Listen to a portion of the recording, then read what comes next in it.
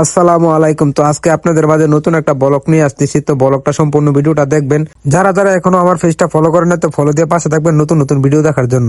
এন্দা আবার লালুর ভক্তবিন্দুরা কইতেছে আজ বলে লালুর একটু ঘুরবো। আমি আবার লালুর ভক্তবিন্দুর দিকে গেলাম যে আপনারা কই যাবেন ঘুরতে মিলে। এন্দা আবার লালুর ভক্তবিন্দুরা কইতেছে আজ যাবো সৌদি আরব মরুভূমির ভিতরে। আমার আবার এই কথা হইনা সেটা আমার ওইটা গেছে গাছ। এন্দা আবার দেখেন সিট না পাওয়ার কারণে একজনের কোল আরেকজন ওইটা বই রইছে। তারা যে কইছে সৌদি আরব মরুভূমি যাবে, মরুভূমির চেয়েও কম না। মরুভূমি যাওয়ার পথে রাস্তার পাশে যে একটা সুগেরান সেনের চেয়েও ভালো একটা ফিলিংস নিলাম। হেতার আবার কইলাম আবু সৌদি আরবের মরুভূমিটা বলে বাংলাদেশ আছে, কত এই মরুভূমিটা কোনো কো ভাই আপনি আস্তে আস্তে সামনে যান, আপনারা দেখাইতাছি।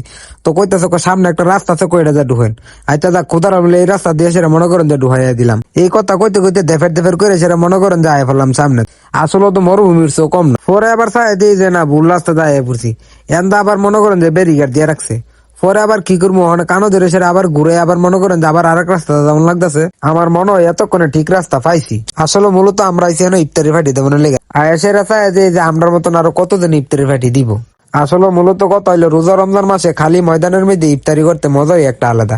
তো ভাই বন্ধু নিয়ে আজকে চলে আসলাম কনিকারা মরুভূমি। আজকের মতন এই পর্যন্তই ব্লগ শেষ করলাম। সবাই ভালো থাকবেন।